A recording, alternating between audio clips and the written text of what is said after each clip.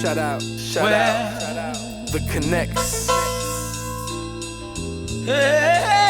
Luis Guzman.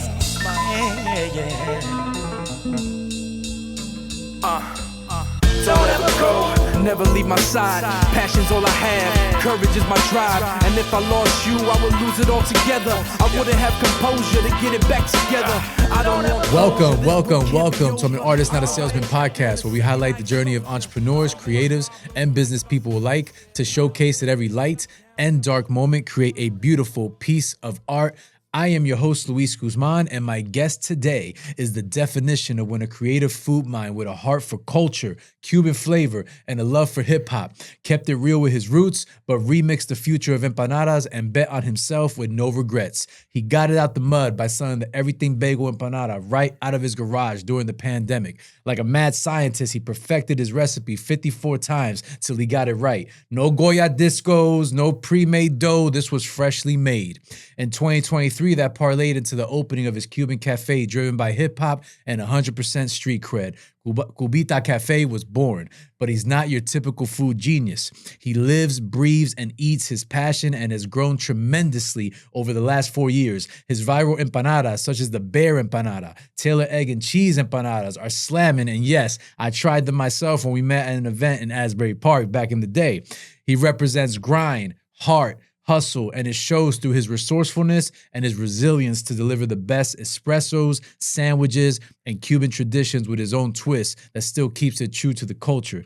Sounds like the best remix if you ever heard one, right? He's a father, a businessman, an artist, a visionary with a Cuban shop that can be mistaken for a 90s hip-hop art gallery. He is culture, period.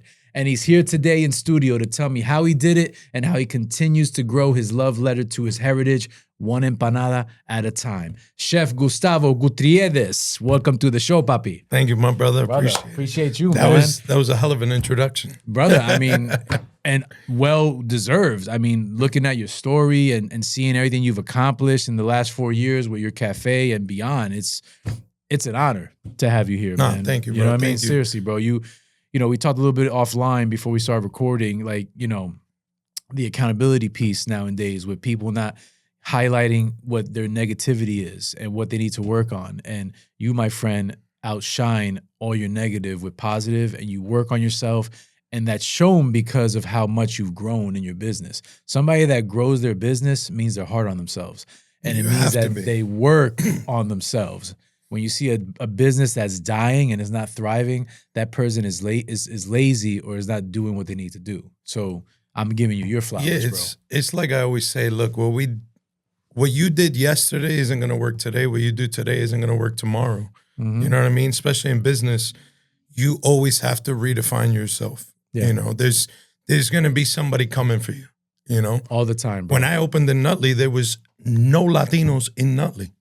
Wow. Everybody kept telling me, yo, Nutley's a tough town. I'm like, hey, what does that even mean? And now I get it. I'm like, bro, there's Son todo blanquito. nail eso puro gringo. There's nail salons, pizzerias, and you could get, you know, penne vodka and chicken parm on every corner. That's true. But there's nothing else. There's nothing else. So, you know, we opened there and it was a shot in the dark, but I'm like, look, I'm from Hudson County. Mm-hmm. And like Union City, North Bergen, that whole area, it's yeah. Bro, you go up and down Bergen Line, there's Cuban restaurant after Cuban restaurant after Cuban restaurant. And it's like, I'm not trying to compete at a price point. That's my whole thing. Like a lot of people look at, oh, well, so-and-so serves empanadas for $3. They sell it for $3. They sell it for $3. I have to sell at $3. I don't even look at what nobody else is doing. You do your own thing. Yo, all right, cool. How can we make the best possible product, right? Yeah, they're all selling empanadas at $3. There's, you know, una bolita de picadillo in there doing a vuelta ganera. And the dough is a disco Goya from the store, right? So we're giving people 4 to 5 ounces of protein in each empanada. And beef is beef, chicken is chicken. It's not 50% potato. And we're making all the masa by hand. We make every single empanada by hand. No machinery. Look at that. So I can't look at what they're charging because I'm not looking at what they're doing. For me, I'm like, all right, cool. It cost us this much. Now we need to sell it for this much, right? It's what I say all the time. Look, there's a lot of people that walk in and be like, $5 for an empanada. What are you, crazy? listen, God bless you. If that's not in your price range, that's cool. Yeah. And food is weird because people have like this notion where they critique price all the time. All the time. All the time. Yeah. I love cars. I've never called Ferrari and been like 300,000. Were you out of your fucking mind? No, I just don't go to Ferrari because I ain't there yet.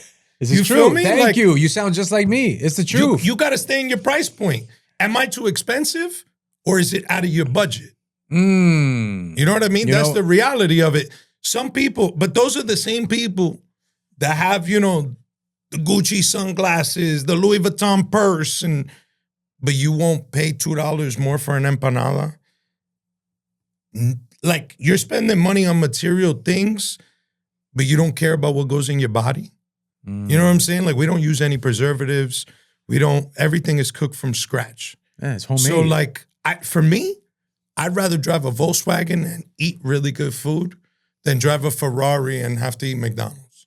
That's just me, though. No, it depends what you value, right? Yeah, and I share that philosophy with you because I go through that every time. I'm a big foodie. I like to eat good, and I don't complain about price, but I understand where I'm at, and I understand what I'm getting in return. You see what I'm saying? So to your point, people have the Gucci shades, they got the expensive clothes, and they don't want to spend, I'm a big steak guy, right? They don't want to spend $100 for a ribeye steak. That's prime. Right. Me and my friend Tony, he owns a restaurant too, La Bibi Prime. La Bibi, yeah. That's my man. Oh, have you been there? Nah, I haven't been yet, but me and Tony be talking on Instagram. That's my dude, man. Listen, we should go together one day. Me and him have a lot of the same philosophies. Yes, you do, because it bugs me out when you're talking to me. That's what you reminded me of, because you were like, yo, you get what you pay for, you complain about the price, you sound just like him. That's a really good friend of mine. I think he has something that I've never seen anybody else do besides myself.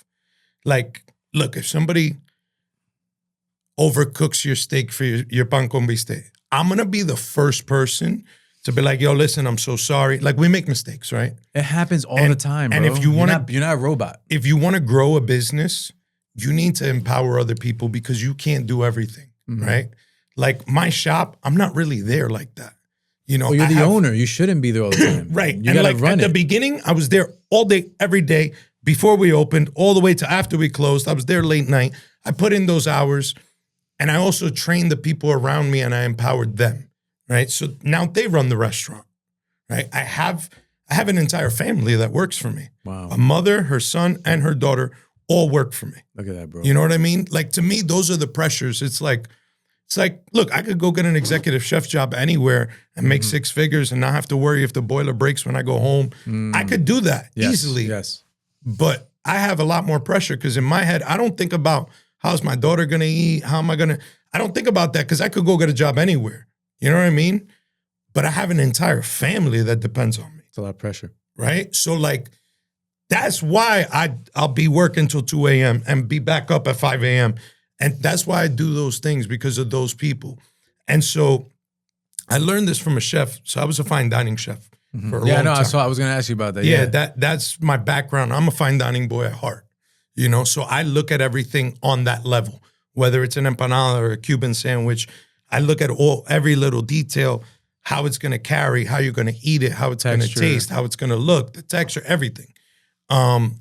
And that's a lot of pressure that I put on my staff, right?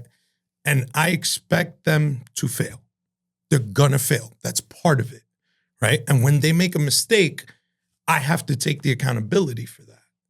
But now, with that being said, there's always some jerk off that has an Instagram that thinks they're a foodie. It's like, really? Where'd you go to school to be a foodie? Like, you just self-proclaimed yourself a foodie, and you know dick all about food. Yeah. And then you're going to come to me and you're going to say some crazy shit like, oh, they use steakums. Somebody said that to me once in a Google review. I had to Google. I'm like, what the fuck is steakums? And apparently it's like this frozen meat that comes I used to eat that when I was 6 years old when we was broke. And I'm like, bro, I never even heard of this shit before. You know what I'm saying? Like, bro, no, we don't use steakums. Like, we get prime beef, we butcher it, we wrap it up tight so we can mold it, we slice it thin. Like, there's a whole process to what we do.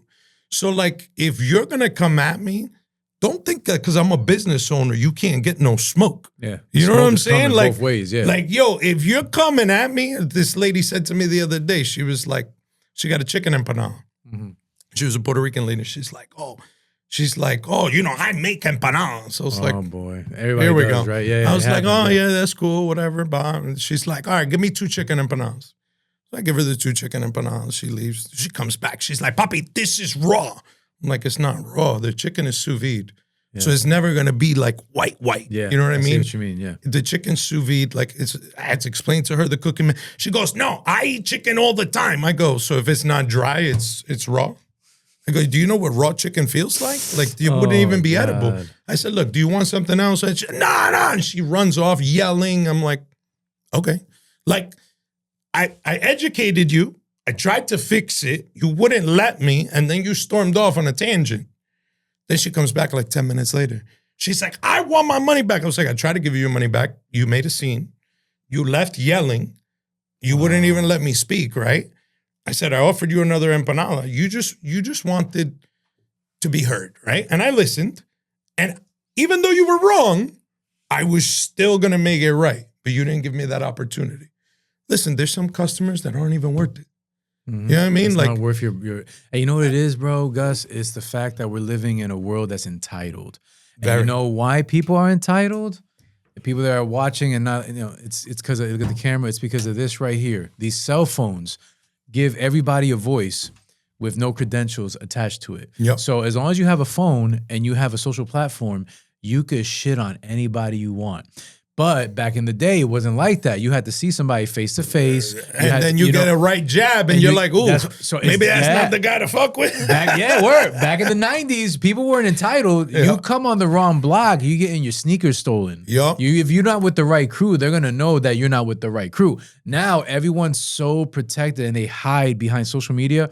They all feel like they have a voice and that they feel entitled to say whatever they want. Yeah, and then if you notice, the people that troll have 0 posts and their display pictures. Like a picture of a cat. I was just going to say that, yeah. I'm like, it's literally a picture of a cat. At least have the balls to like be like, yo, this is who I am and I'm talking my shit. You know what I mean? Like, nah, they don't. And it's sad because a lot of the times, I'll tell you right now, Gus, 99% of the time, those people are miserable with themselves. And you know why they're miserable with themselves? Because you are doing what they wish they could do. Their lack of accomplishment. What's the first thing that lady said to you? When she went there. I make empanadas all the time. Why don't you have a spot? Yeah. Why don't you open a business? You know you why? Make empanadas all the time. Try making 2,000 a day, lady. Exactly. But you know what it is? You're showing her, look, let's just say her name is Jane. Look, Jane, this is what you should be doing. You should be owning your business and doing empanadas, but you're scared to do it and you're miserable and you want to hate on me because I'm doing it.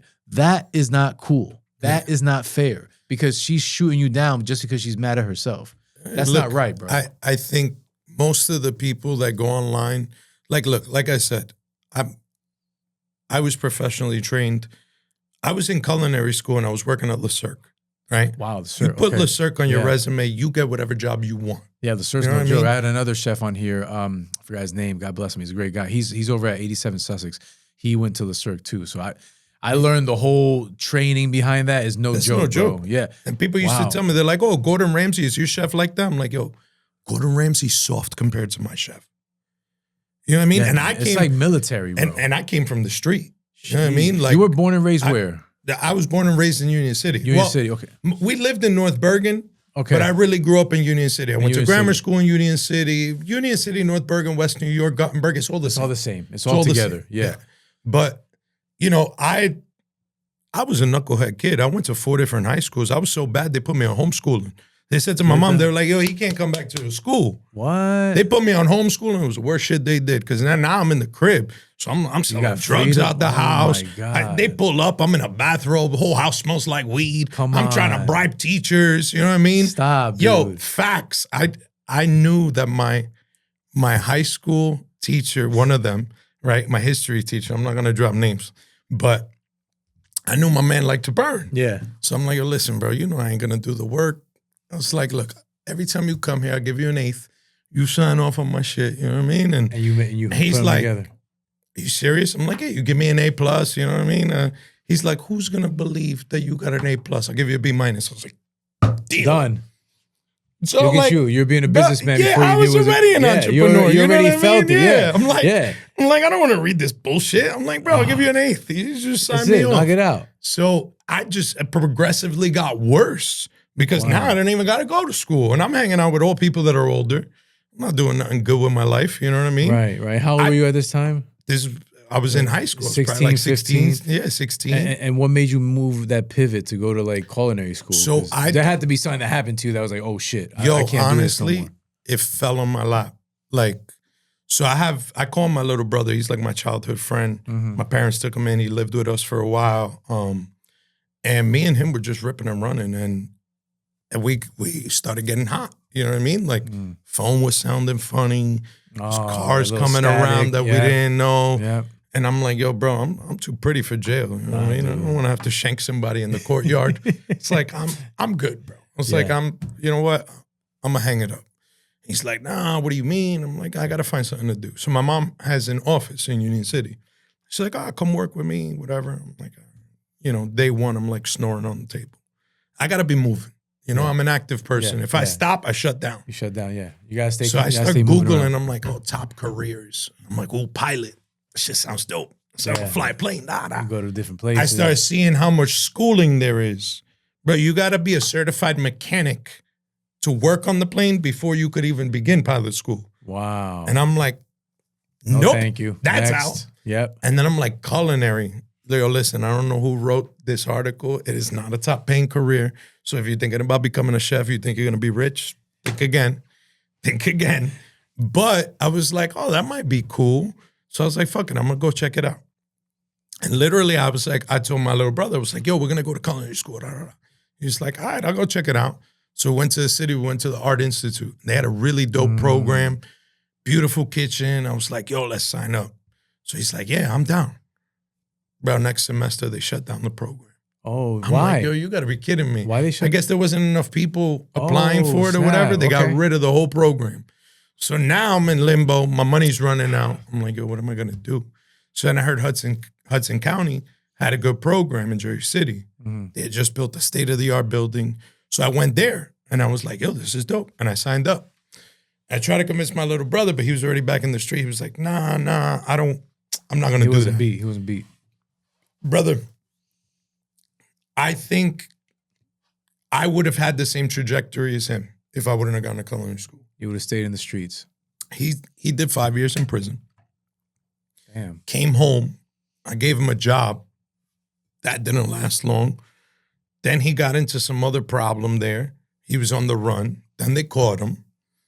Then they let him off with probation. I don't know how. Just recently, he got locked up again. Now he's facing 8. Because now same thing, drug dealing. It's all different stuff. You know what I Street mean? shit, Robberies and this and that. It's never just one thing. Yeah. When you're in that life, you're in that life. He didn't you know what I mean? learn. Whether it's selling drugs, sticking somebody up, like Viennese, and once you're in the system, it just becomes a lifestyle. You know what I'm saying? Mm-hmm. Like he spent a year in the hole. That changes a person. You ain't the same person after that. Yeah, you're not. You know what I mean? And look, he's like my brother. I love him. I don't hang out with him. I can't. You can't. No. I can't hang out with him. It's a liability. I love him. I don't love him more than I love myself. You know what I mean? There's something that I've learned that people are like, oh, you're selfish. You're supposed to be selfish.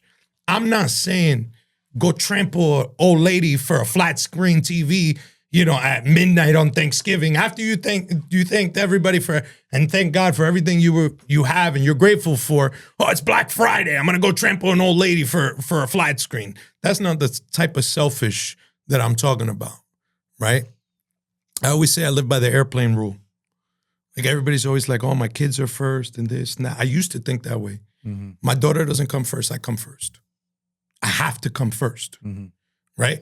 Because when you're on the plane, what happens when the mask drops? You got to put on your own mask first. Before you can do because you can't help someone else if you are not in a good place. So, yes, I love my daughter more than I love myself, right? But in order for me to provide the best for her, I have to be good.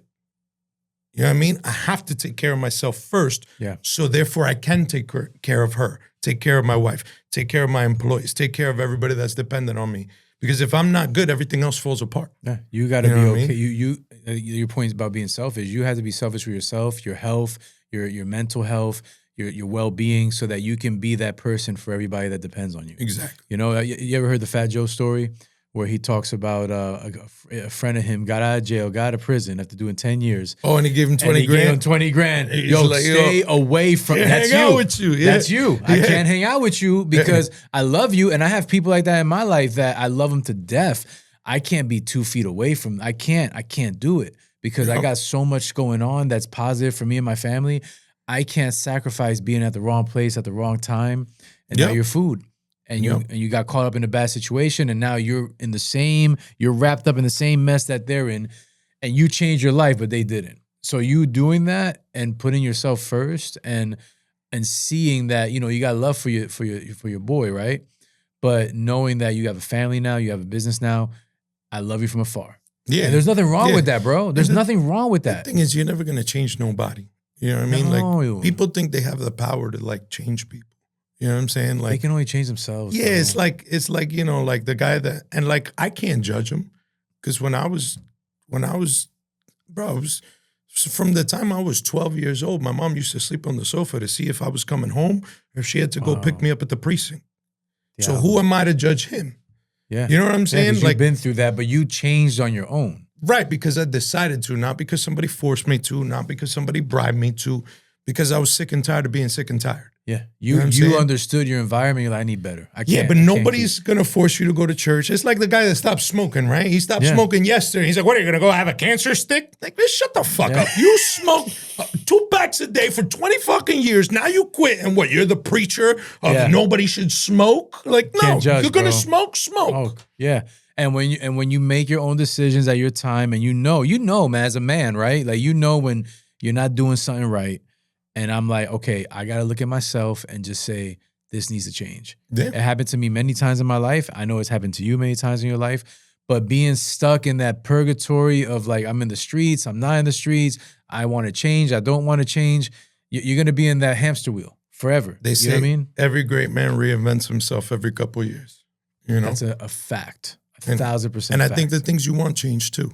Absolutely, I mean? Yeah. The older you get, you know, I told you I'm 42. Like, I was talking to my wife about this today. Like, the things I wanted when I was 25, funny how life works. I can afford it now, and I don't want it. Yep. You know, I'd rather honestly be home with my wife eating sushi and watching a funny show and tranquilo, tú sabes, paz. Because I mean, I do fences too. I have a construction company, and I'm always dealing with clients. I'm always running and gunning. So my gratitude is being at home in peace and enjoying the fruits of my labor. Yeah, slowing down a little bit. Slowing down. Not like, oh, I got to go buy this thing. I got to go buy this car. I got to go buy esto y esto otro. Yeah. Nah, man, I understand what's important in life now. It took me 42 years to get there. And everything else that glitters ain't really gold. Yeah. And I understand that. So I go after what makes me feel at peace. Yeah, I know plenty of people with money that are miserable. Oh my God, they're the most miserable people, bro. Yeah. And they want, and the funny thing is, you can't, like, if somebody's a millionaire, right?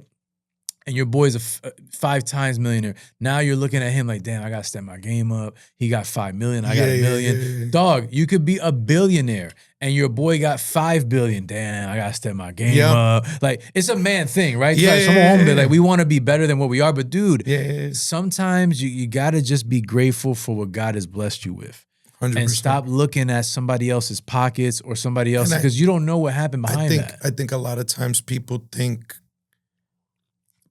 well, if I have this, then I'll be happy.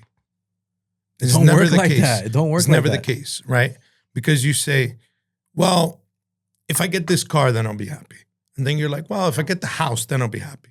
Well, if I get the house with the garage to park the car, and then I'll really be happy. Well, if I go on more vacations, then I'll be happy, right? And you're chasing all this material stuff to try to find joy.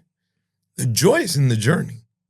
You know what I'm saying? Like if you're not enjoying the journey, there's nothing at the end, because there is no end, right? Like, there's always something to do. There's always something to chase. There's no end. And then when you get to the end, you're like, no. I'm gonna stop at 4 food trucks.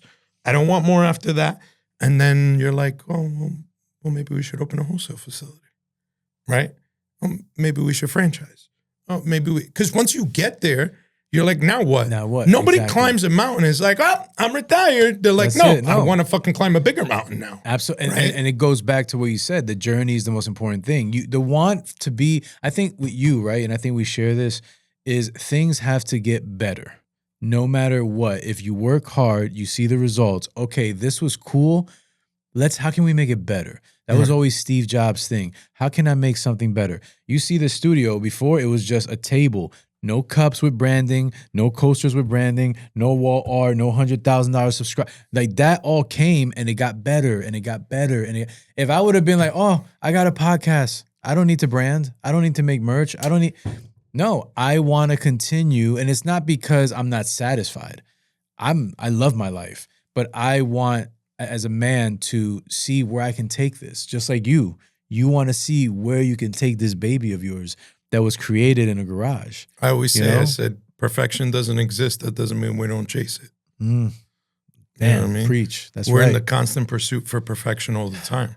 Yeah. And it's like, we're never going to reach it. But that's the journey, That's the journey. right? That is the journey, Yeah. is pursuing it and improving it and constantly challenging yourself.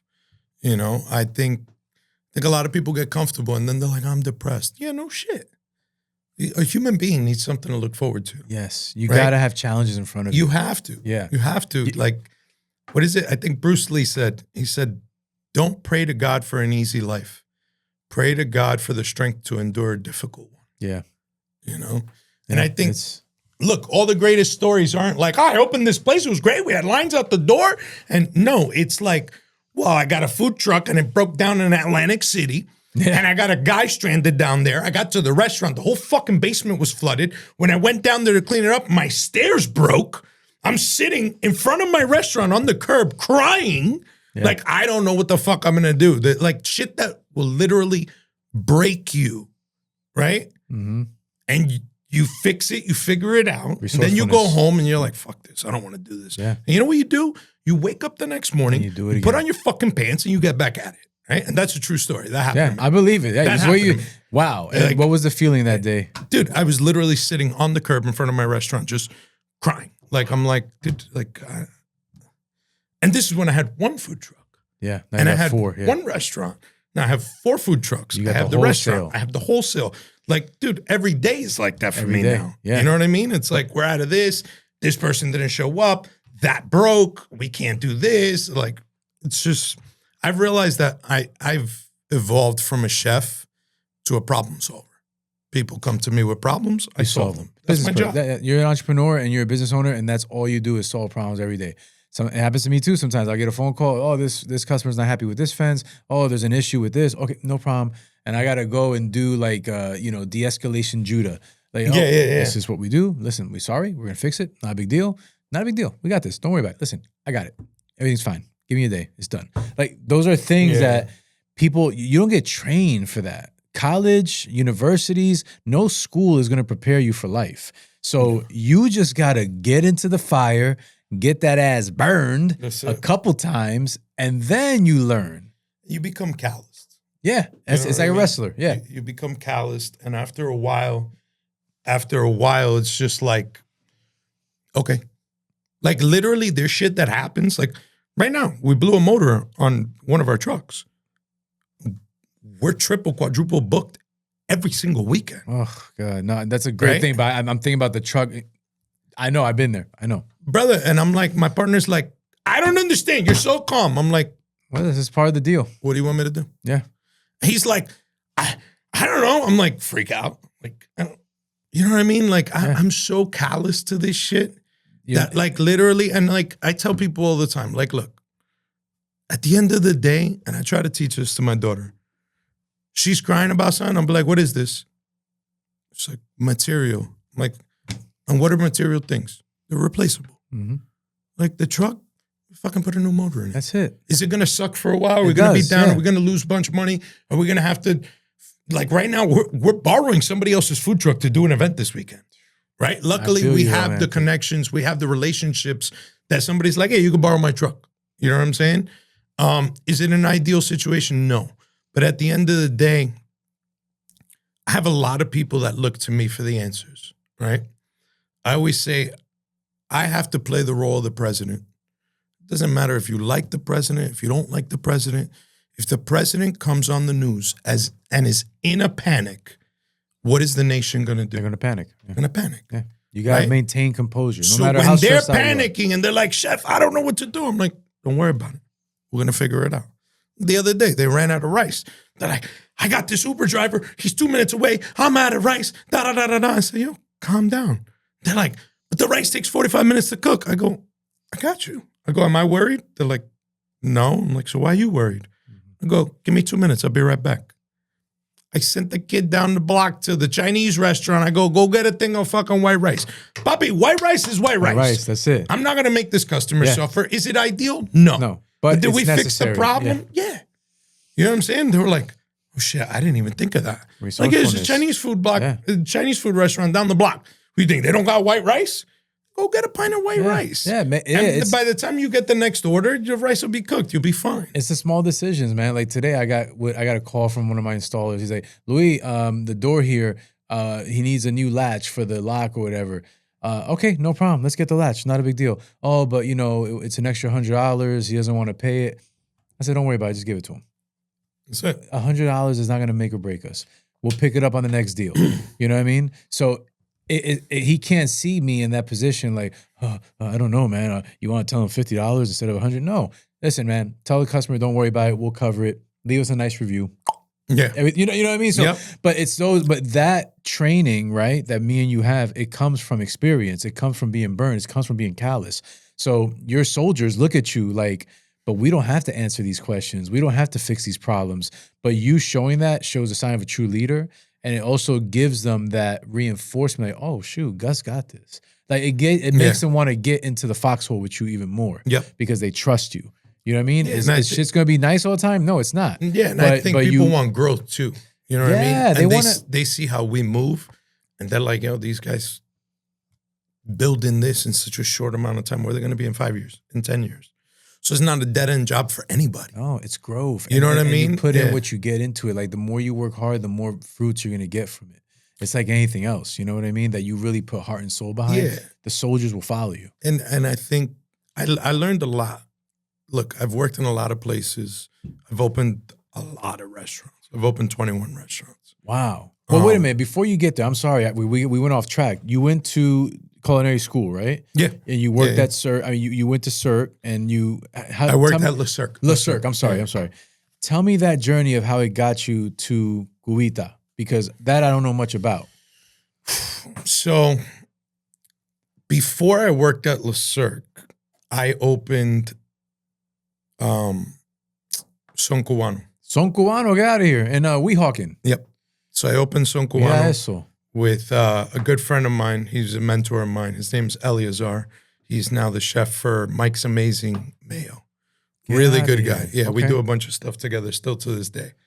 So I worked there, and then when I left there, I was like, yo, I don't want to do Cuban food.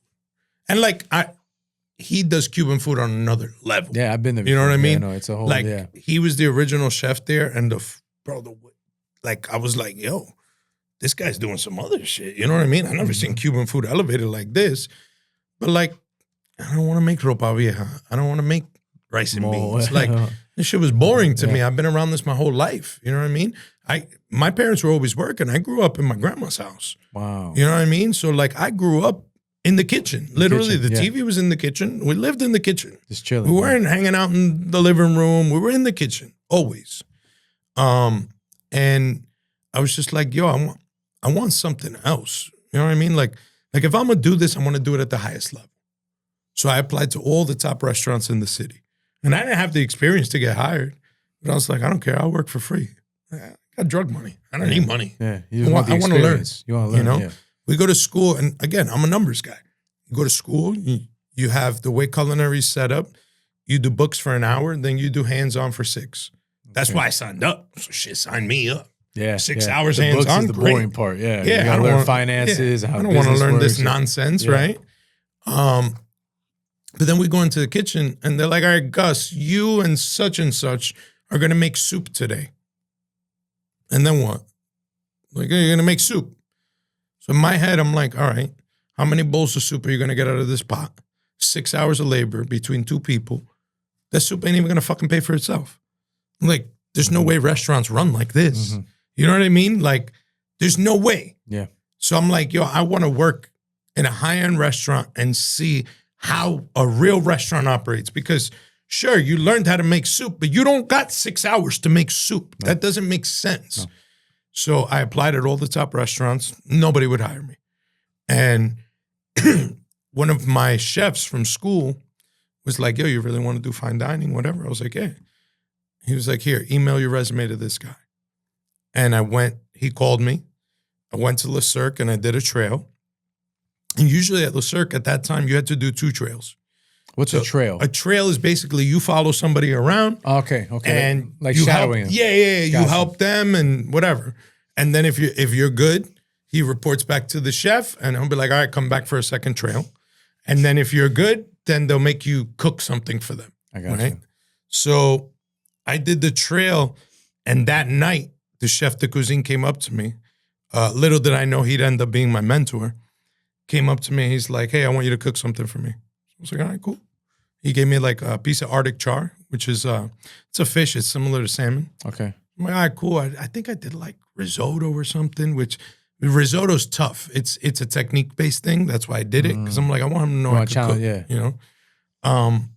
All I remember is him saying like, yo, where's the vegetable? I'm like, what vegetable? It's like, there's no veg on the plate. A plate usually consists of a starch, a protein, and a veg. I was like, yo, I'm Cuban, B. We don't eat vegetables. You're lucky if you get a fucking avocado. We eat meat, rice, and beans. He started laughing. He was like, así ve sandwich, man. He was like, yo, from now on, you put fucking vegetables on your plate. I was like, all right, no problem, chef. He's like, so do you want to work here? I'm like, do I want to work here? Will you allow me to work here? And he's like, well, when can you start? I'm like, I'll start right now. He's like, look, come back on Monday. I was like, all right, cool. So I went back and, dude, and I remember when I was doing my trail, he was yelling at some kid. I mean. No, they go in. In, bro. He's like, he called him Texas because the kid was from Texas. And he goes, Texas, you worthless piece of shit. Your mother should have swallowed you. Wow. And I'm in the corner and I was cutting something. I started laughing. And my boy Mauricio, who I was doing the trail with, he's a good friend of mine. Yeah. Full circle, he actually does a bunch of stuff with Eleazar. Who I used to. Yeah. Wow. So like this whole team now, we've all reconnected. Yeah. It's cool. Damn. But Mauricio goes to me, yo, don't let Chef see you laughing, bro. I go, bro, that little Asian motherfucker, he's like this tall. I go, come over here, try to talk to me like that. I'll put his ass on the grill. He was like, yeah, okay. Brother, like a week later, I'm cutting shallots. I'm in the corner. And I said something, and he's just like, Gus, shut up, you worthless piece of shit. I'm like, yes, chef. I'm like, wait a minute. I'm like, he what the fuck is going on here? He gaslit you, boy. But I realized, I was like, yo, you know what? Like I know I'm going to eat shit here. But this is my school. Mm-hmm. It's not actual culinary school. This is my school. Mm-hmm. Like, bro, first day, he's like, yo, pass me the ramps. I go, ramps? What are you, skateboarding, motherfucker? He's like, you never had a ramp? I go, what the fuck? A ramp for what? He's like, it's a vegetable. I'm like, what?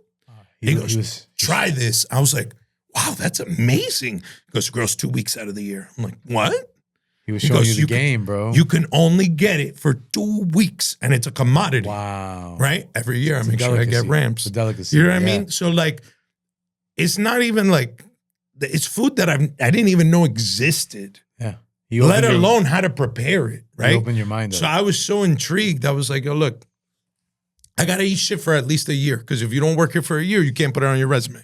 You got to eat shit for at least a year. So I committed to it. I committed to it so much that I would go to school. If they told me I had to make soup, I would make my soup in like 30 minutes. I would, that girl's scared to kill lobsters. How many lobsters you got? 12? I'd go over there. I'd butcher all the lobsters. What do you got to do? Peel carrots? I peel all his carrots and be like, chef, can I leave? He's like, what do you mean? You got to make soup. And I'm like, soup's done. I helped her. I helped him. I did his prep. Can I go? Hustle. He's like, were you in a rush to go? I'm like, look, chef, if you don't let me leave, I'm going to go smoke weed across the street and I'm going to come back super stoned and just do nothing. Mm-hmm. I said, if you let me leave, I'm going to go to work. And my chef knew my chef at Le Cirque because ironically, he used to consult for him. Oh, wow. So the chef that's teaching at Jersey City, small, bro. The chef that's teaching at Jersey City at a community college is giving advice to some of the best chefs in New York, right? This is the level this guy was on. So I said, look, if I get there early, he's not going to let me clock in, but I could learn a new station. He'd be like, all right, go. So I used to go to culinary school. I'd try to be out of there in 2 hours. And then I'd jump on the path and I'd go straight to the city. I'd get to work 4 or 5 hours before my shift and be like, chef. He's like, why are you here early? I want to learn. I'd be like, all right, but I'm not paying you. I'd be like, that's fine. That's cool. I'd be like, all right, go help me at Entremat. So now I'm learning new skills and I'm doing it for free. I'm like, you're cutting your teeth. Yeah. Brother, I paid for an education and then I was getting this for free, which was the best education I could get. Yeah. Right. And then crash course. All the trails go through Garde Manger, which is like the cold station. Mm-hmm. People think like Garde Manger is like the person that makes salad. Garde Manger at Le Cirque was 27 dishes. Our prep list was about 148 items, and they all had to be prepped fresh every 2 to 3 days. Wow. It was a fuck ton of work. Fuck ton of work. You had like 4 people on that station, but nobody knew how to do anything because they're all new, right? So we get this trail, and he's like this big guy. He's like, you know, I'm talking to him. He's like, oh, you know, I worked in Ireland. I worked here, worked there. I'm like, well, this guy's pretty seasoned. And they asked him to do a tasting his first night. I was the only person in that kitchen that did a tasting their first night. I'm like, oh, this guy's good. You know what I mean? So, and like we're talking and this guy's like just full of knowledge. And I'm like, damn, he's good. I went up to my chef. I was like, yo, listen, this guy can't be on my station. He's like, oh, he's too big. He gets in the way. I was like, nah. So he's too slow. I was like, nah, he's quick. I can't remember the pickups. I was like, no, he's got them all locked down. What's the problem? I was like, he's better than me. He goes, what do you mean? I go, this guy should be telling me what to do. I shouldn't be telling him what to do. So then they moved him to pasta. So then when he was on pasta, he'd be like, yo, you busy? Can you help? I'm like, yeah. So then he would show me pasta. Then they move him. And then now I'm on this. And so him moving up moved me up. That guy is my best friend ever since Le Cirque. He's my partner today. Look at that. What's his name? His name's Casey Culinary. Casey Culinary. Shout out Casey. He was born to be a chef. His last name's Culinary. I mean, come on. I thought that was his nickname. Brother, when he told me, his real name's Culinary? Casey Culinary, I go, fuck you. Let me see your license. Bro. Real it's his talk? name. His name's Culinary. It's spelled different, but it's Culinary. Crazy. Guy was born to be a chef. What the hell, dude? Yeah, so, you know, he was a private chef for a billionaire. Sheesh. And I started doing the empanada thing. I opened the cafe. We're the only crazy bastards up at 5 a.m. He calls me. He's like, Chefy, I saw a food truck on the side of the road. He goes, if we get it for a good price, you want to go halves? I go, fuck it, I'm in. Let's do it. Brother, we bought it the next day. I pulled up to my house. My wife goes, what's that? I go, a food truck. She goes, how does she deal with that? When were you going to tell me you bought a food truck? I go, I'm telling you now. She's like, you didn't even talk to me about it. I go, I didn't know until I bought it. I got it for a steal. Don't worry. She gave you shit for it? My wife's a soldier, brother. I love it. I have a 2-car garage that was filled with restaurant equipment. Then I cleared it out, opened the restaurant. Then I filled it with more equipment. Wow. I mean, we've been living there 7 years. We've never been able to park a car in the garage. Come on. My wife don't complain. There's a food truck that lived in my driveway for 2 years. My wife don't complain. I'm never home. My wife don't complain. Wow, bro. She's a soldier. She's a soldier, brother. Damn. Like she understands what she signed up for. Yeah. You know what I mean? Like most guys are like, oh, I got to get home. My wife's going to kill me. Dude, I have the most understanding wife in the world. My wife's the same way, man. She's like, yo. Isn't it a good blessing, bro? Dude, it's the best. Like you don't have no distraction. I couldn't imagine doing what I'm doing and not having that support. You know what I mean? Like, can you imagine dealing with all these problems all day, trying to rush here and do this and call this person and answer this email, and then you got somebody yelling at you, when are you coming home? Driving you crazy. Yeah. Bro, I wouldn't be able to do what I do. No. You know what I mean? Wow, dude. You bugged me out, man, because to see that journey you came from drug dealer, lost kid, to figuring it out, hustling, using that same technique of what you did in the streets into the culinary world, learning everything. You're a student of the game. Well, it's chaotic. They're both chaotic they're environments. Both chaotic, but you're able to be a visionary and see the play 3 times down the field before anybody else and learn it and master it. You know, I think that's a skill. That's an artistry that God has blessed you with because it took you away from the streets and you use those same tools that God gave you for something positive. Right. And I think that's something that people don't understand. Like, it's not easy what you do, but hearing stories like this puts it in perspective for people that want to do it and make them understand this ain't easy, bro. You were busting your ass. You still bust your ass. It's my life. It comes with the territory, but it's this or go work a 9 to 5 that doesn't have you inspired, and then you become depressed, you become angry, just like the lady with the empanadas in your spot. Yep. You know what I mean? So you fight against everything that feels comfortable to be comfortable in life. It's a hard thing to do, but there's only a few that have the balls to do it. Yeah. And you're doing it, bro. Well, if you choose comfort today, you're going to be uncomfortable in the long term. My wife and me were just talking about that. The people that today blow money fast, don't work hard, when they're 60, 70, say, jodió. Versus me, I work 6 days a week. Sometimes on the 7th day, I'm answering emails. It comes with the game. I always say we work 8 days a week. Yeah, that's another, right? Because you always hustling. It's like you work so hard, you feel like there's 8 days in a week. Because one day could feel like 2 together. Bang! You know what I'm saying? But you do that so when you're 60 and 70, you can finally take a breather. Look, you know what I mean? I always say being a chef is like being an athlete. This is a young man's game. Mm-hmm. You know what I mean? I'm 37. I still got it. You're young, bro. I still got it. You put me on any line with anybody, I'm You're moving. gonna show out. I'm moving. You know what I'm saying? Like, Yeah. we fly. Like, I'll put out food at a pace that you're like, wow, that guy's not even fucking human. But that shit has a shelf life. Yeah. Right? So my back already hurts. I got a fucked up knee. Like, you know what I mean? And like, real talk, bro. and like, I deal with it and I push through it, but it's gonna get to a point where I can't work 16-hour days on the line. Mm-mm. That's not feasible. It's gonna kill you, bro. Right? So I love to cook. It's my passion, but I can't die behind the stove. No. You know what I mean? So I have to step back and find ways that my business could work for me, right? And empower the people that are younger that can do those things, right? And the beauty is, as they get older and now they can't do those things, great, you're gonna be a regional manager. Great, you want percentage of this shop? No problem, you run it, right? And we create those opportunities for them to also not be trapped behind the stove. You know I love what I mean? that, man. I think that's important to hear because a lot of people become business owners and right away it's all selfish. In that case, they're very selfish. All about me, my peasants make peasant money. I'm the king on the top of the throne. No, man, I want everybody to come on this journey together and we all grow together.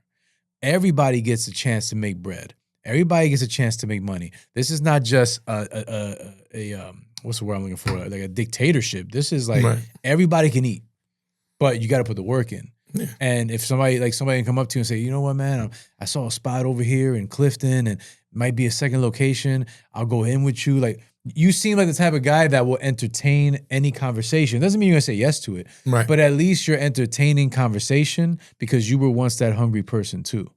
And I think it takes a lot of accountability that you were talking about earlier, but also killing that ego that you have and listening to somebody with clean ears and not listening to respond, just listening to understand. Yep. And I think you carry that, you possess that, you know? Plus, like, I tell my staff all the time, I'm like, look, I'm going to be very rich. It's just inevitable. Yeah. I am going to be rich. I don't want to be rich alone. This shit ain't fun. Oh. Yeah, let's go ride camels in the desert. What, I got to pay your trip? Fuck you. I gave you a job. You got fucking 3 restaurants you run. Fucking book your own trip. We're going to ride camels. You know what I mean? Bro, yeah. Like, nobody wants to be rich alone. No. And, you know, coming from an immigrant family, I call it the immigrant mentality, right? So, like, my parents have been super supportive of me. You know, they helped me open the shop. I'm not self-made, did it all by myself. I had help along the way. And these people are like, oh, no, I don't want no help. You're dumb. If you're trying to get across the river and somebody has a boat, you're going to be like, no, I'm going to swim. Don't be fucking stupid. Get on the boat. Get on the boat. You know what I mean? And give them some gas money. Hey, thank you. Appreciate it. Appreciate it, yeah. You know what I mean? Like, it's common sense. If people are willing to help you, take it. It's this ego where I do it on my own. Sure, it's going to take you 10 times longer and you might not ever fucking get there. You're right. Why are you going to do it on your own, right? So my parents helped me out opening the restaurant. And that's my baby. I love that restaurant. But I knew I wanted more, right? And my parents aren't like active. It's not like my dad's coming to make empanadas or my mom's, you know what I mean? Like they're not, they're like silent partners. So me and my best friend we're very in sync. We finish each other's sentences. Like we're very like, you know what I mean? And when we became partners, my parents are like, oh, you don't want partners. What about the restaurant? If you have a business, you have to be there every day. I'm like, that's the immigrant mentality. Yeah. That's the immigrant mentality, right? Mm-hmm. My mom just got knee surgery last week. She's already back at work because if she doesn't go to work, her shop doesn't open, right? Mm-hmm. I don't want that for myself. No, you've seen the mistakes, right? Yeah, I don't want that for myself. They're like, oh, partners is the worst thing that you could have. I go, the wrong partner is the worst thing you could have, right? Because at the end of the day, and like I explained it to my dad one day, he goes, that makes sense now. I go, think about this. You have this massive hill, and you want to push this boulder up the hill. You could try to push it by yourself all you want. You might not ever get it to the top of the hill, right? Mm-hmm. Now this guy comes along, he says, hey, you need help with that boulder? You're like, actually, yeah, I do.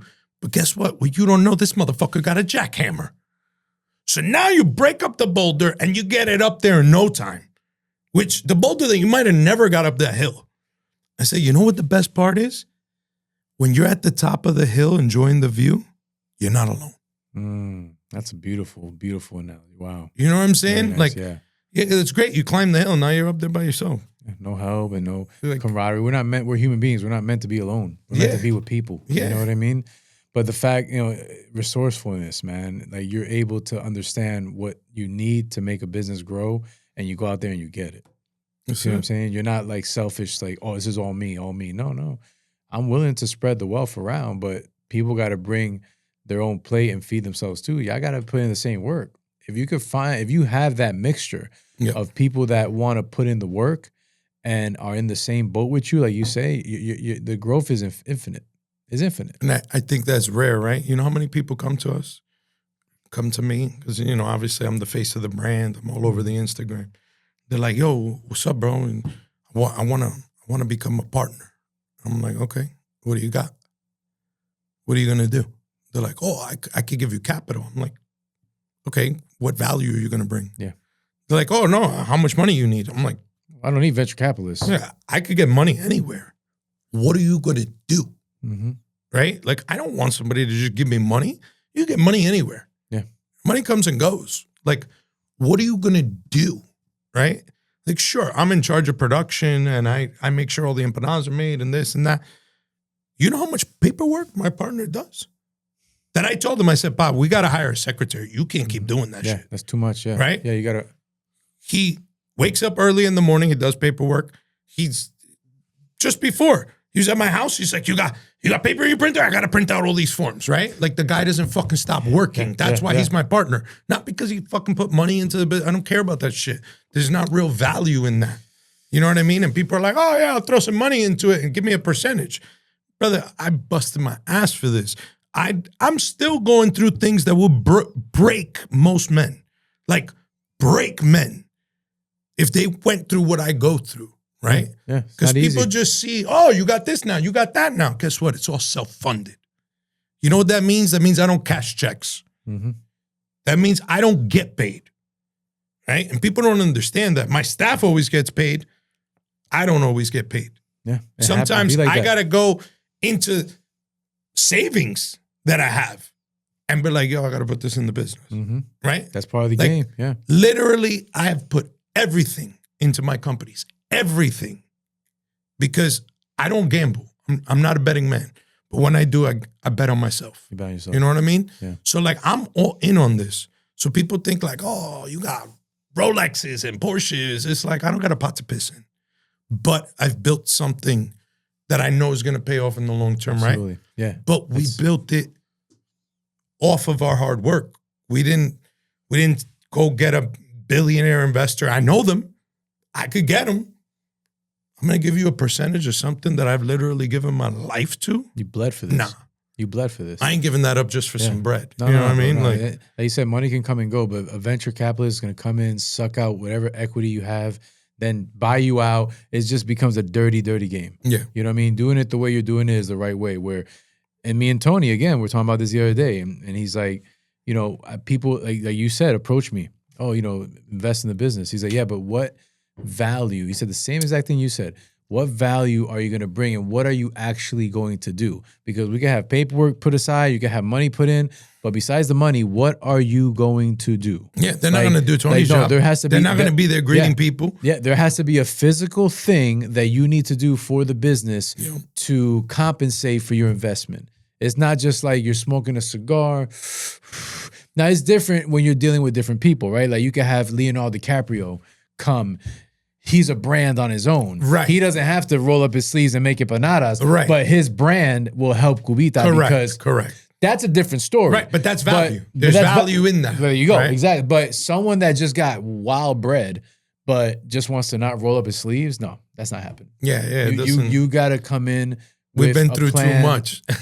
And you remember that. It's the same with my podcast. Like somebody comes in and says, listen, I can get you fulano de tal, but I need, no. We can work on a relationship together to help build this up, but I'm not about to give you the keys to the castle that I've built from a basement to where we're at today. It don't work like that. I think what I'm scared of the most too is that when that happens, then they're like, well, I know you guys use Angus, but I was looking at the numbers. Like, yo, listen. That's what happens. Listen, brother. Yep.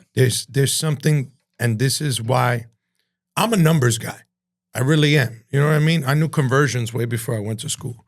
They're like, oh, how many grams in an ounce? I'm like, 28. They're like, you're good. How you know that? I'm like, past experiences.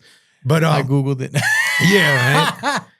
But I'm a numbers guy, but at the end of the day, you can't just look at the numbers in a business, right? And that's what happens in corporate a lot. So somebody will come in and they'll be like, oh, yeah, you know what?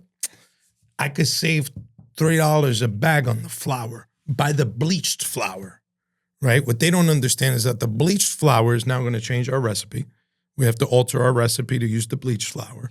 The bleached flour is processed. It's harder to digest, right? They don't understand these things, and they don't. For you. Correct. They don't see the value in it.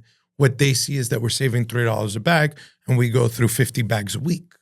That's all they see. Mm-hmm. So they're like, we're going to save $150, and great, we saved money. And it's like, in the grand scheme of things, $150 is nothing, and you're lowering the quality of your product. And that happens with one thing, and then it happens with another thing, and then it happens with another thing. Right. And the hardest thing to have in a restaurant or in any food business is consistency. Right. How many times do you hear people say, oh, that place used to be great, but it's not the same anymore? Yeah. That's because they probably franchised it or they got investors. And sometimes it's not even that. You know what it is? They can't keep employees because their employees they're not bought into their vision. You know what I'm saying? Like, Dude, I did an event the other day and I forgot something at the restaurant. I had an employee get in their car and drive it 45 minutes to me. Right? These people will go to war for me. Dedicated. Right? Because they understand the long vision, right? Like Pitbull says, paso corto, vista larga. Mm-hmm. They understand that and they're in for the long haul. Do we still have people that come, work for 6 months, 9 months, leave, and we can bring somebody else? That's part of the game. That's part of the game. For sure. But my core group has always been there since day one. And I strongly believe they're not going anywhere. No. They're not going anywhere because they're invested in what we're doing. So I never have to worry about, the pan con bistec is a little different. You know when the pan con bistec is different? When I decided we're going to fucking change it. Yeah. Until then, it's not going to be different. Whether I cook it, whether he cooks it, whether she cooks it. And if the new guy cooks it, best believe one of my day ones is looking over his shoulder to make sure he's doing it the right way. That's that chef mentality. You know what I mean? And that's how we create the consistency. But if you can't, people invest in all this shit, dude. They invest in merch. They invest in marketing. They invest in paying some fucking food blogger that doesn't know dick about food to come to their restaurant and say that it's good. Like, it's fake. My food is good. If you want to come eat it, I'll give it to you for free. You could bring a friend. I'm not paying you fucking $3,000 to tell people my food is good. I'm sorry. I'm sorry. And I know some of y'all make a living off of this, and that's cool. I wish I could get paid to fucking eat too. That's fine. But like, I've never seen a food blogger go somewhere and say, wow, this is the best this. And I'm like, oh, we got to get there. For the most part, I don't. Mm-hmm. Like, there's a couple people in that area that I respect, right? That I know really understand food.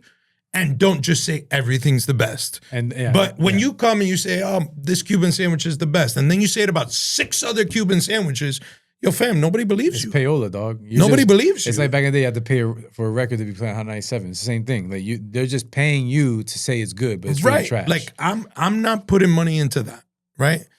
You know where I put money into? They're like, oh, can you donate to this? Absolutely. Mm-hmm. I donate all day long.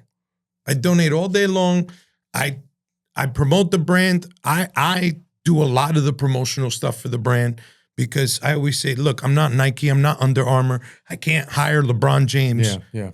People want to know there's a person behind this brand, right? So that's why I am always speaking into the camera, talking to people. I answer every single fucking DM. People are like, oh, you could hire somebody. ASAP, You could hire somebody to do that. I won't. Eventually, at some point, I know I'm going to have to let somebody start handling that. You know why I won't? Because that's my connection to my customer. Mm-hmm. That's my connection to my customer. Hey, I just ordered on DoorDash. What happened? Oh, no problem. I literally have gone to the restaurant, picked up somebody's order, and driven it to West Orange because the DoorDash driver fucked up. Is it my fault or DoorDash's fault? It's DoorDash's fault. But at the end of the day, that's my customer. And you care about your product. Right? So I can't have that person have a bad experience, whether it was through DoorDash or Uber or whether it was my store directly, right? Mm-hmm. So I have that instant communication with my clientele and I could communicate with them. That's why I run my own socials. That there's something genuine about it, right? And when we live in a world of AI, I used to like have the tripod and all this crazy shit and the lighting. And you know what happens? I don't have time to set it up. It's a lot of work. I'm always on the go. So I can't be like, oh, I'm going to make this lady's Cuban sandwich, but I'm going to set up this whole thing so I could record how I make it. I ain't got time for that shit. Either. No. So he's waiting for her sandwich. I got to get her the fucking sandwich, right? Mm-hmm. So what I realized is now with AI, like I use AI, but like, I'm not really in a cubita helicopter throwing empanadas with parachutes in Havana, right? Yeah. Obviously, it's AI, so I do it like really exaggerated. But we live in a world where you're scrolling and you're like, is this AI or is it real? Yeah. Is this AI or is it real? Closer. And you don't even realize that your brain is asking that question. Mm-hmm. But you're like, is it real? Is it fake? Is it real? Is it fake? When you see some dude holding his phone, it's like, yo, guys, this weekend we're going to be at the Bloomfield Food Truck Festival. You're like, oh, shit, that's right there. Oh, I'm going to go there. Go. Yeah. There's no doubt in your mind whether is this AI, is it real? And like you said before, we all long for human connection, right? Like, nobody really enjoys checking themselves out at ShopRite. Like, I'd rather go to the fucking girl and be like, hey, how are you? How's your day going? You know what I'm saying? Like, ShopRite don't fucking give me a W-2. Why am I scanning my own shit? Mm-hmm. Right? It's true. Sometimes we do it if we're in a rush or convenience, whatever. But even now, they got people standing there. Hey, how are you? Yeah. And they help you with it, right? They help you with it, yeah. Because we all long for human connection.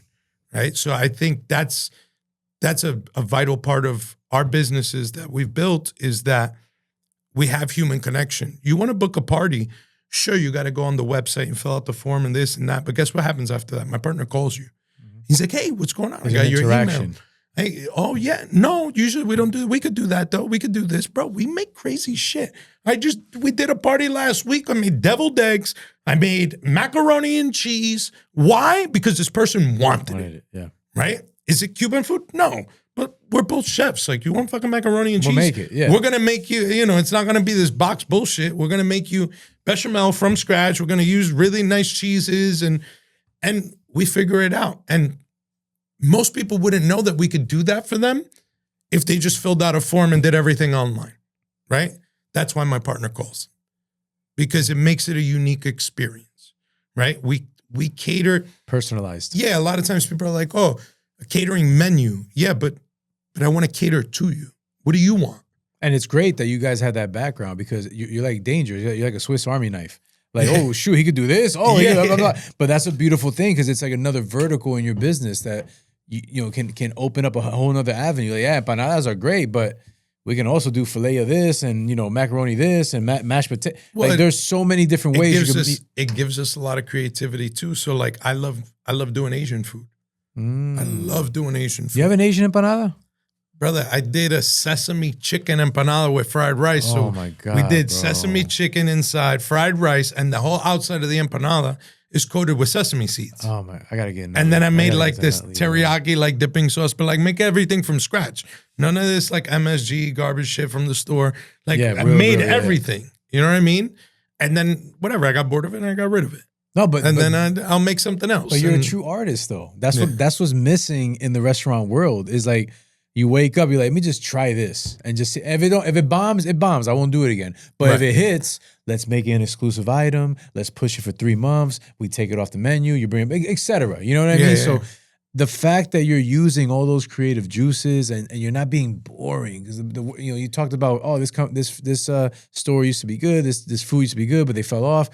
That's why they fell off, because you're not challenging yourself. Yep. You're not making things outside the box. Like your empanada has the list. And now I understand the bear empanada, why you use bear chili and why you got the sour cream with the honey hot. You're a fucking chef. Yeah. And your creativeness is taking over. It supersedes just street Spanish food. Right. It supersedes that.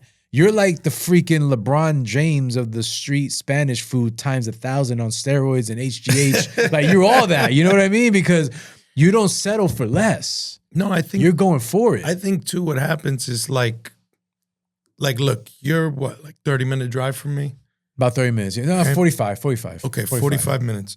If you're craving a beef empanada, you'll be like, damn, bro, Cubita's empanadas are the best. Yep. But this joint down the block got a pretty decent one, so I'm just gonna go get one there. Mm-hmm. Right? And I don't fault that. You're not going to drive 45 minutes for a fucking beef empanada. Yeah. But the day that you're craving a bacon, egg, and cheese that's crusted on the outside with everything bagel, and you're like, I want that empanada, guess what, fam? I'm going to go. I'm the only motherfucker doing that makes it. Yeah. You don't have a choice. You have to come see the me. Ride. Right? So I think having really unique items draws people to you. Like, you know, I have a 750 square foot restaurant with 4 two-tops in the back and 6 stools in the front. And I have people that have driven from Connecticut, Delaware, Pennsylvania, every borough. Brother, I have a guy who comes from Long Island to my shop, called me on a Saturday. He's like, yo, I'm so glad I got you on the phone, brother. He's like, yo, listen, I want to put together like a $200 order. He's like, you know, we ain't got no Cuban food over here. I am craving your food. So I want to put together like a $200 order. What I'm going to do, I'm going to send an Uber over there. And I want you to just put the food in the Uber and have the guy bring it to me. I was like, yo, that's fucking incredible, dude. I love that, bro. That's incredible. That's probably something I would do, just to try all the empanadas. You know what I'm saying? Yeah, because for me, it's a 45-minute drive. I just put that in the Uber. Yeah, he was like, yo, I'm going to have the guy pull up. He thinks he's picking up a person. You just tell him to bring me the food. And literally, I load the food in the car, and the guy drove it to Long Island. Dude. You know, like to me, that's the blessing, right? It is, man. Like you're just, God, you don't understand. Like the fact that you're putting your heart and soul into something and it's making other people happy. That's that's the reason God made you, was to share your gift with the world. And you're doing that. Yeah, you know what? And I don't, like you said the word gift. Like I don't think it's a gift. I think I have a gift. My gift is people. I'm really good with people. I am. You could put me in any hood, I'll be fine. Yeah. Not because I'm a tough guy, because I'll be like, yo, those Jordan 3s, some shits are tough, right? Like whatever. Same thing. Yeah, I find common ground with anybody. You put all my friends in a room. You got like ex-cons. You got people that were professional golfers. You're like, what the fuck's going on here, right? Because I could find common ground with anyone. That's my gift. But cooking isn't a gift. Cooking's a skill. And that's something that people don't realize. Like, look, fucking Mozart, Beethoven, they were born, they put them in front of a piano, they played a symphony.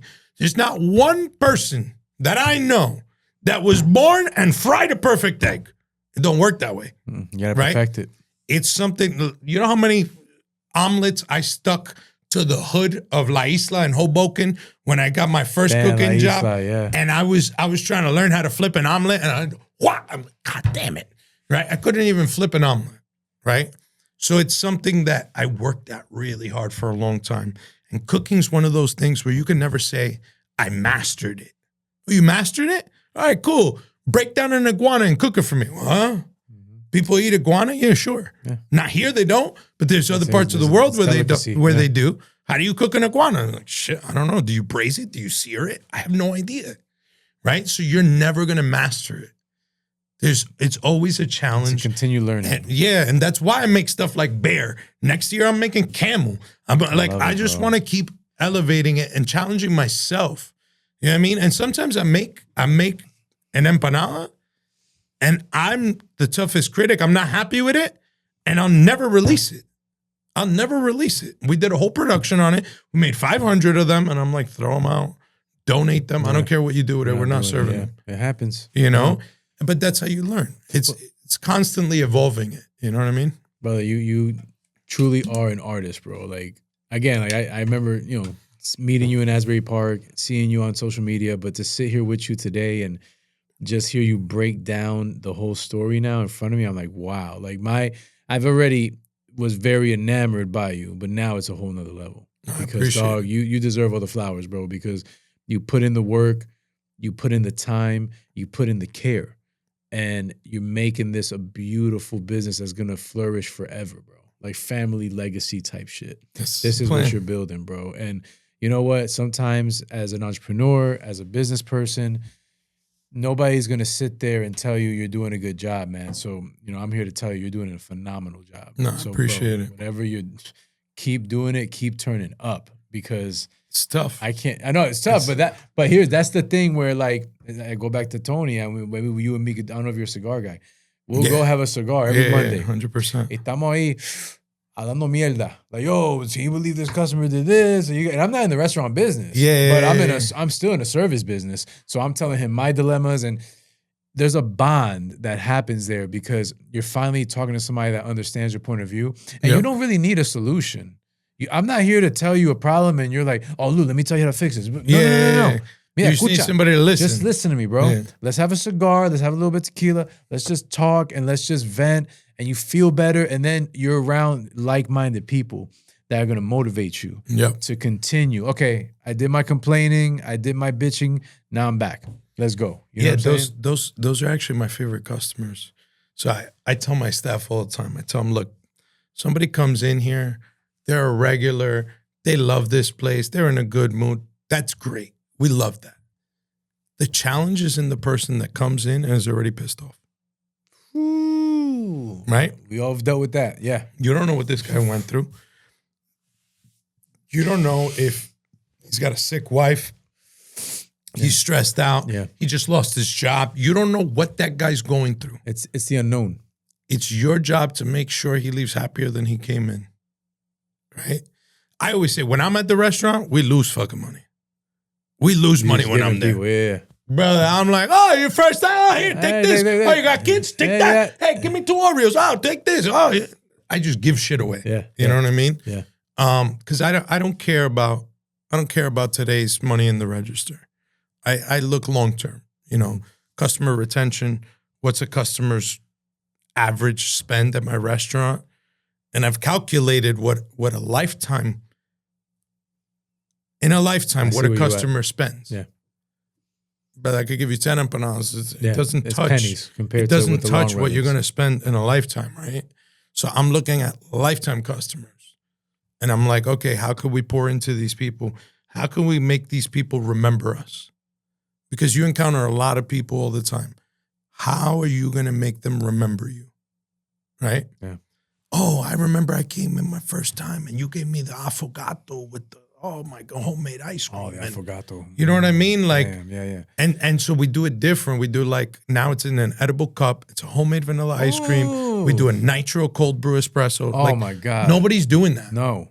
And you give it to them for free. Dude. And they're like, wow, that was incredible. I would have never ordered that on my own. Right? And now they're talking about it. They go and they tell 5 people. They tell 10 people. Unfortunately, it takes a lot for someone to go tell someone about a good experience. a bad experience, you just like said the it. news. You just like said the it. news, yeah. Oh, this customer that I had, right? It's the first thing you talk about. Yeah. It's not very common that you're like, oh, I had this customer, so sweet. So sweet. Yeah. You don't talk about it, right?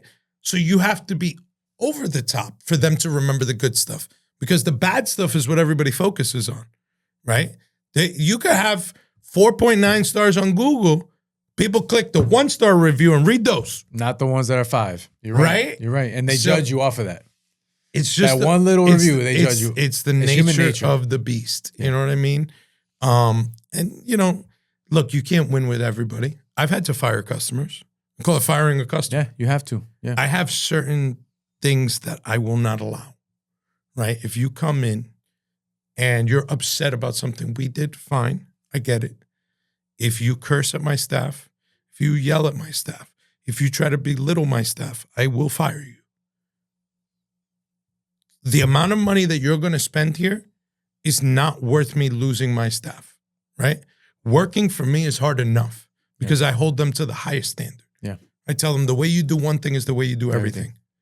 So if you don't wipe the counter right, then you're not going to put the order right. You're not going to package it right. You're not going to do anything right. Everything has to be held to the highest standard, right? So that's not easy to begin with. And then you come in here and you're tipsy and you think you're just going to yell and curse at my staff. No, man. So they're not going to speak back to you. But if I'm there, I'm be like, yo, listen, what's the problem? Oh, okay, cool. How about this? Here's your food. Here's your money back. Enjoy it. It's the last thing you ever eat here. They're like, what do you mean you're not welcome here anymore? Yeah. You can't do that. I'm like, it's privately owned business. To do that, yeah. I can deny service to whoever I want. And it's not because of your race or your sex or your religion. It's because you're a fucking asshole. So I tell them just like that. And I don't care who's standing there. Yeah. I've done it to 2 people since I opened. Wow. I did it a lot more in fine dining. Yeah. Because people just think, you know, I'm paying big money to eat here so I could throw stuff at a server. Mm-hmm. Or I could, no, they're crazy. No, not happening. You got that respect for people at the end of the day. It's not happening. So like, if you want to treat people like trash, don't come to my place. Like people mistaken sometimes hospitality for, oh, he's a punching bag. It's like, no, yes, we have to be hospitable. We have to meet whatever needs you have. If something's messed up, we have to do everything in our power to fix it and then some. But you're not a doormat. But that doesn't mean you're having a bad day. I'm going to come to a restaurant and I'm going to just flip out on everyone for no reason. No. You know what I mean? So there's a very fine line there that I don't tolerate because my staff is more valuable than one customer. Because without them, I don't have a business. No, it's true. You know what I mean? Yeah. And then also, when that person comes in and does that, it makes all the other customers feel uncomfortable. The 2 times that I've done it, I've literally got a standing ovation from everybody in the restaurant. That was awesome. Thank you. I'm like, dude, it's because like, it was not worth warranted. It was You're warranted. ruining the vibe in here. Yeah. Like, what does the hat say? It says vibes on the bottom. Yeah. Like, yo, it's a vibe, right? You can't come in here and ruin our vibe. Like, we're not about that. Wow, 100%, man. Whew. I got some mastermind questions for you, brother, before I get you out of here. I feel like we need to do a part 2 because I feel like we haven't scratched the surface, bro. So we got steep. We're gonna release this and we're gonna do another one later, bros. I think we might have to go to Cubita. We might have to go to your spot. We might have to do an on location podcast. Let's do it. I'm serious. I like your vibe, man. I feel like we need like another 2 hours, bro, because you got so much jewelry in that brain of yours, man, and so much experience. You can't fit it all in one podcast. Man, no, this is fire. I got a lot of stories for a lot of days. That's what I'm saying, bro. We got to do a part 2, man. But let me ask you the mastermind questions. I ask this to everybody that comes on. Quick response. If there's a small story that, you know, resonates with you with the answer, feel free to share it. Okay. What book have you read that inspired you the most? Oof. Got him. Yeah, it's tough. Tony Robbins. I do a lot of Tony Robbins. I go to the seminar every year. Nice. I love Tony Robbins. I bring people with me every time I go. Nice. Every year we bring more and more people. Changed my life. I've heard. Did you walk on the Firestones? I've done it 6 times. Get out of here, bro. Things don't happen to you. They happen for you. Tony Robbins. Wow. Most influential person. He's the man. Ever. No, he's the man, bro. This guy. Look, I brought my partner. Now we've made it a tradition. We bring other people. I brought my wife. Like it's changed the way I look at life for sure. So yeah, definitely most influential. Gotcha, man. What person in your life has brought you the most influence? Speaking of influential, my daughter. How old is she? She just turned 5. God bless. God bless. She makes you wake up in the morning and get after it. You know what it is? I thought I wanted a boy, but I needed a girl. A lot of men say that. I needed a girl. Yeah.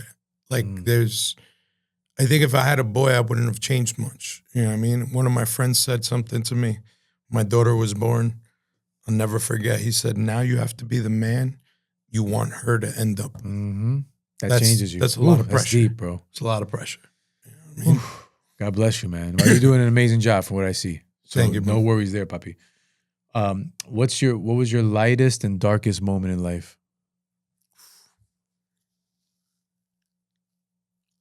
I think they're both the same. Really? So a lot of people don't like what I said about the cigarettes, right? Mm-hmm. Nobody wants to be the Jehovah's Witness trying to sell you on something.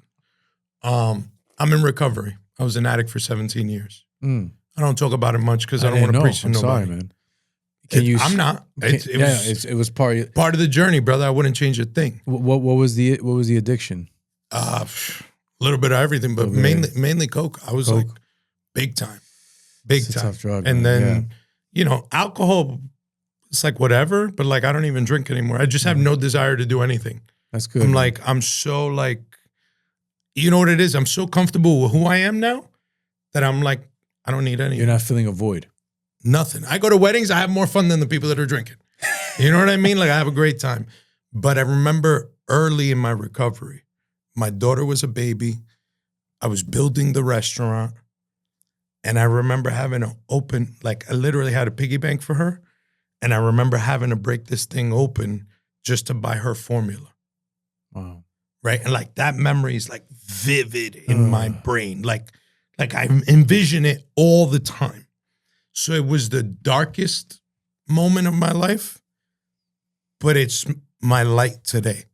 Because the day I don't want to get up and do it, I think about that moment. The day that I don't want to keep going, the day that I'm like, yo, it's 12 o'clock, I should wrap it up. But I know I have another 2 hours of work here that'll set me up for success tomorrow. Guess what? I think about that moment of when I didn't have it. You know what I mean? Like I always have like a couple $100 in cash. Always. My partner's like, yo, why you never spend that money? I go, in case my bank account gets frozen, I can't access my funds, my daughter will always have food.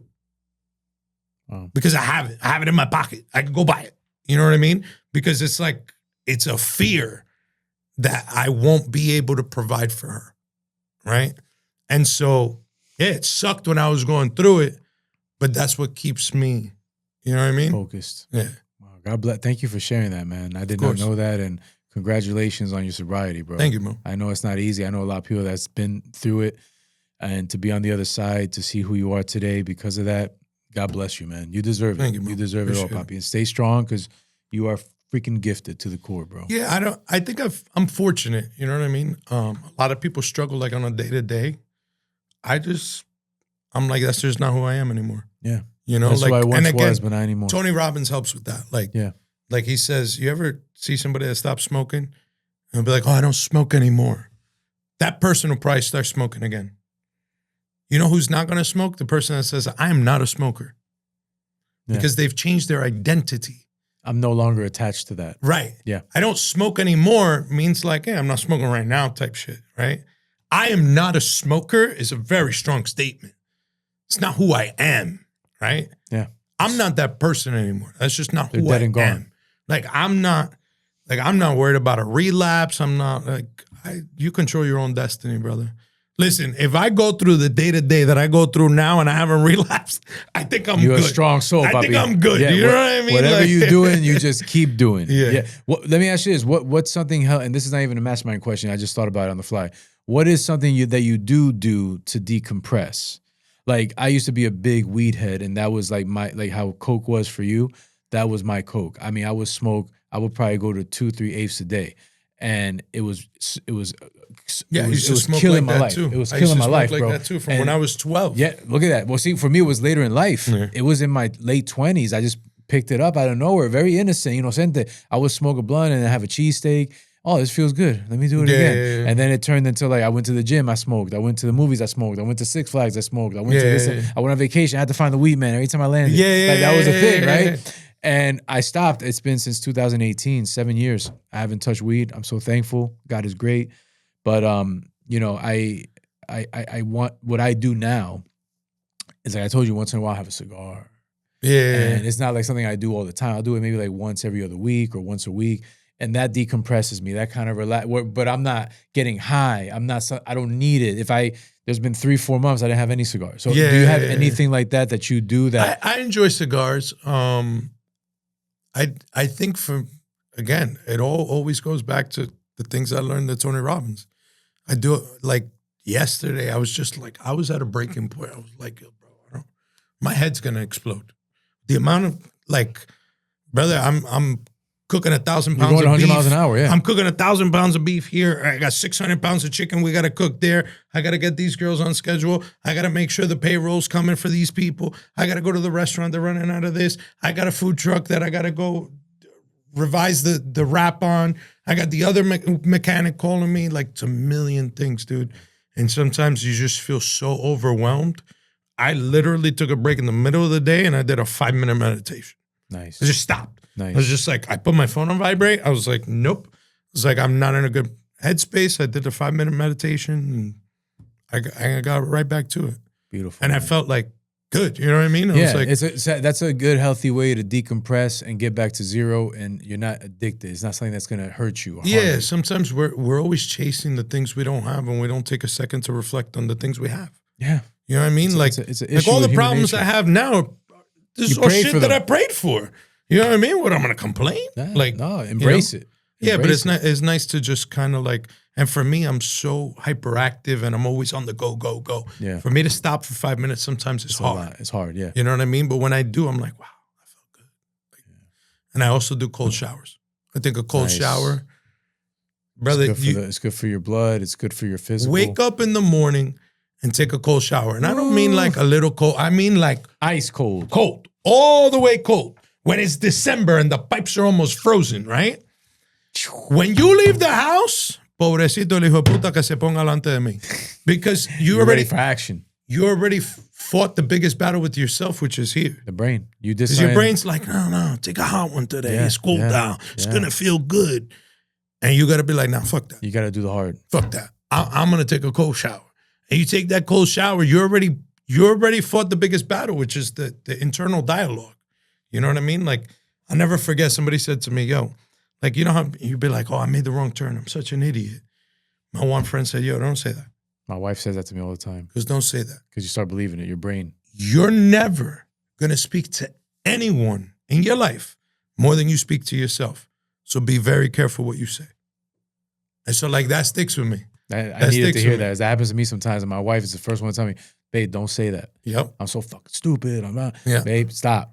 And then I've gotten better at it. But it's an art. But it's true what you say. You end up, you get used to it. You're like, you check yourself. You're like, nah, I made a mistake. There you go. You know what I'm saying? Yeah, like, I'm human. Yeah. The dialogue in your head's important. It's very important. A lot of gems, bro. Last question before I get you out of here. This is the one that gets everybody. The record is like 1.5 minutes before they answered it. What's the last thing you purchased that changed your life? Oof. Little sazon. That is a tough Little one. sazon. Damn, that changed my life? The last thing I purchased that changed my life, I guess it would be the first food truck. Love that. Because that expansion. That set off a trajectory that we did not even see coming. My vertical. My partner was a chef for a billionaire. Yeah, that's crazy. And he went to him and said, yo, I'm quitting. He goes, what do you mean? He goes, what are you going to do? He goes, I got the food truck now. He goes, what? He goes, yeah, I got the food truck. I'm going to do that. He looked at him like he was fucking nuts. Dude, he left his job. And he went full-time in on the food truck. Now we got 4 of them.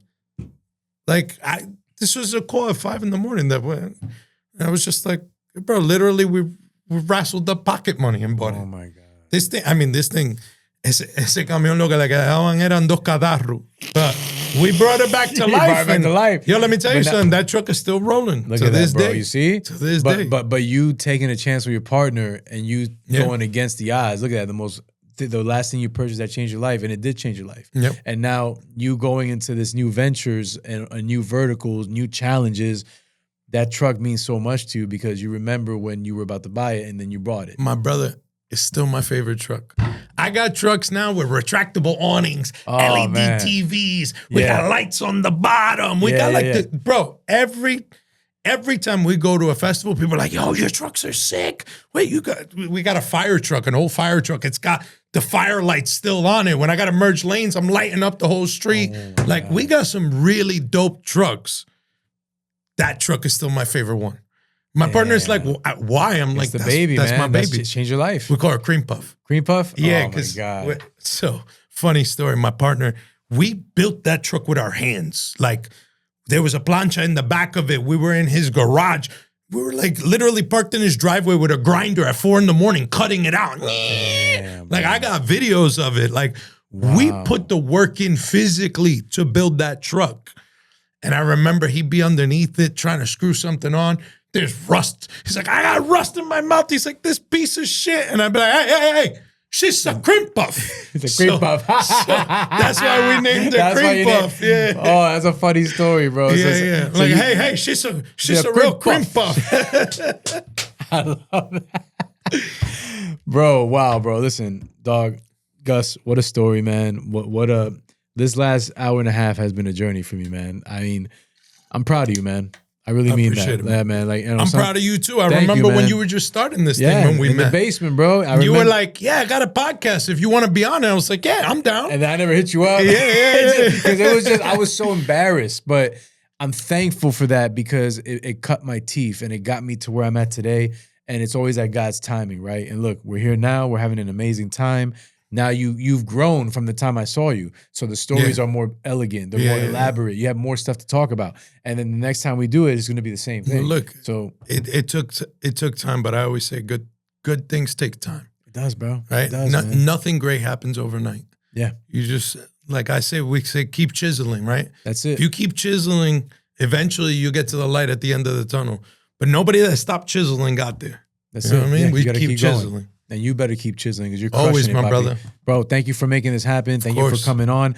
I owe you a visit. I will go and I will enjoy and I will eat everything on the menu. I'm going to go crazy. I'm going to bring my brother-in-law let me know. Who lives right around the corner.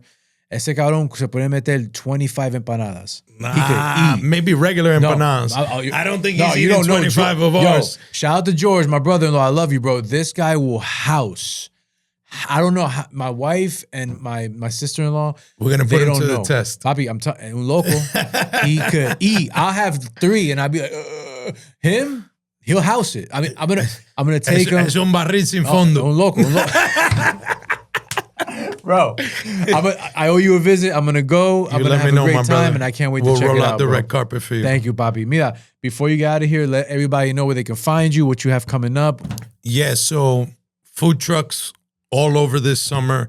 I will do my best to post it. We're crazy busy, but if you follow us, I'll always post on the stories. The bigger events, I do actual posts. So that's Cubita Truck. It's crazy because Cubita is a brand of coffee that's exported from Cuba. And now when you Google Cubita, we come up before the coffee. So smart. Yeah. It's like Steve Jobs with Apple. Yeah, we come up before the coffee.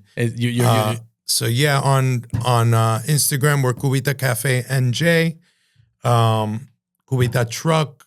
Follow us. I'm always doing something crazy, always posting it. I love it. No, I'm here for it, man. It's fun. Appreciate you, brother. It's fun, bro. Thank you, man. Can't wait to do it again. My man. Papa, keep killing it. Proud of you, man. Absolutely. Guys, that is a wrap on this episode of Artist Not a Salesman podcast. If this podcast inspired or moved you in any way, please follow my YouTube, Instagram, Facebook, TikTok at I'm an Artist Not a Salesman for further content and updates. I pray you have a blessed one, not a stressful one. I need you by my side.